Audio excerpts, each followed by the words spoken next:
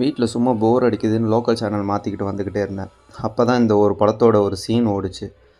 அந்த சீனில் உட்காந்தவன் தான் படம் முடிகிற வரைக்கும் எந்திரிக்கவே இல்லை. கிட்டத்தட்ட 1.5 மணி நேரம் படம் பார்த்துட்டேன்னு நினைக்கிறேன். பாதியிலேருந்து தான் பார்க்க ஆரம்பித்தேன். அப்படிப்பட்ட ஒரு ரீவாட்ச் வேல்யூன்னு நம்ம எல்லோரும் சொல்லி கேள்விப்பட்டிருப்போம்ல. இருக்கிறதுலே மோஸ்ட் ஹையஸ்ட் ரீவாட்ச் வேல்யூ இருக்கிற படம்னு என்ன கேட்டால் நான் இந்த படத்தை தான் சொல்லுவேன். தனி ஒருவன். என்ன படம்! எனக்கு இந்த படம் வந்து 2015 வந்துச்சு. அந்த டைமில் வந்து நல்ல வேளை நான் போய் தியேட்டரில் பார்த்துட்டேன். ஆனால் திரும்ப என்னன்னா இல்லை டிவியில் பார்க்கும்போது கூட இத்தனைக்கும் இந்த படத்தில் ஒரு சீனை கூட கேப்சர் பண்ணணுன்னு எனக்கு தோணவே இல்லை. ஏன்னா அதை கேப்சர் பண்ணி அந்த மொமெண்டத்தை வந்து நம்ம மிஸ் பண்ணிடக்கூடாதுன்ட்டு அதை அவ்வளோ ரசித்து பார்த்தேன். அதனால தான் கடைசியில் இந்த எண்டு கிடையாது நம்ம ரெக்கார்ட் பண்ணலாம் அப்படின்னு ரெக்கார்ட் பண்ணது. ஸோ அப்படிப்பட்ட ஒரு தனி ஒருவன் படம் வந்து உண்மையாகவே மாஸ்டர் பீஸ் தான். இந்த மாதிரி தமிழ் சினிமாவில் நிறைய மாஸ்டர் பீஸ் படங்கள் இருக்குது. இந்த மாதிரி படங்கள்லாம் இது செட்டிலே வந்து ரொம்ப அப்படியே சொல்லுவோம்ல, கார்த்திக் சுப்ராஜ் சொல்லி அடிக்கடி நம்ம கேள்விப்பட்டிருப்போம்.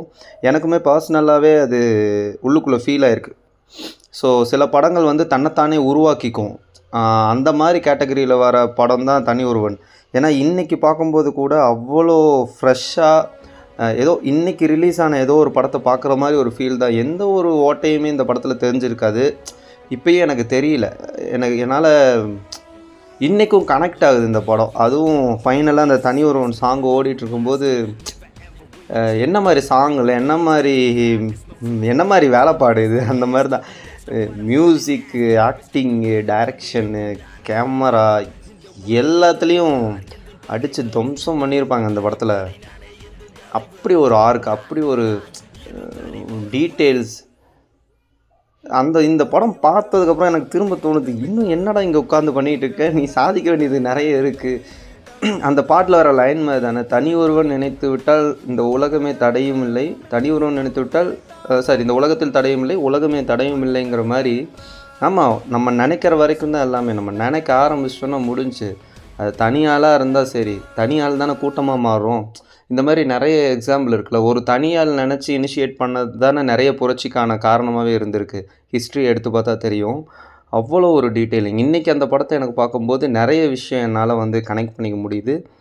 அப்படிப்பட்ட ஒரு படம் கண்டிப்பாக நம்ம சொல்லியே ஆகணும். மோகன்ராஜா சார், இதை பார்க்குற ஜெயம் ரவி சார், நீங்கள் பார்க்குறீங்களோ இல்லையோ, ஆனால் தயவு செஞ்சு தனி ஒருவன் 2 எடுக்கிறீங்கன்னு கேள்விப்பட்டோம். அந்த இது போய்கிட்டு இருக்குது. ஒரு வேளை அது எடுத்துக்கிட்டு இருக்கீங்க அப்படின்னா தனி ஒருவனை பீட் பண்ணுற மாதிரி எடுங்க. ஸோ அதுதான் தனி ஒருவனுக்கு நீங்கள் சேர்க்குற பெரிய ப்ரௌடான விஷயமா இருக்கும்.